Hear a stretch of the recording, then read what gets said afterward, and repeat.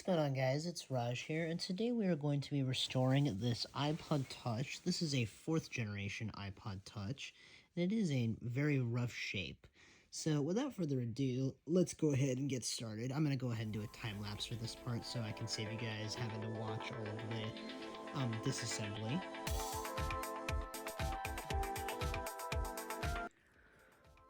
Alright guys, so I did go ahead and reseal it up just a little bit. I did a little bit off of it, off camera, but let's see if this guy powers on.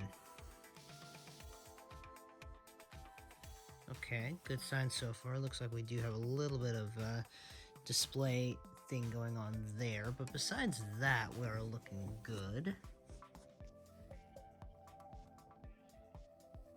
And oddly enough, this had a orange display before we replaced it. So, not sure if this is an aftermarket display or what this is, but honestly, it is kind of interesting.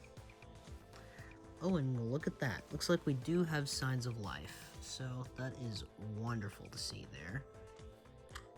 Sound's working. Looks like home button's working. Everything appears to be working, which is great. Touchscreen's working. Or I should say multi-touch is working. Don't believe we have a control center on this. Yeah, we do not. So let's test the brightness here.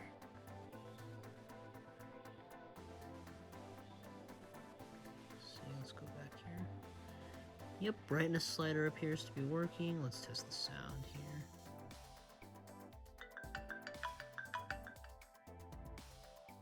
Yep, sound appears to be working as well. Perfect. So if you guys enjoyed this little restore of a iPod Touch 4th generation, please be sure to leave a like, also comment and subscribe, and I'll catch you guys in the next one. Peace out, everyone.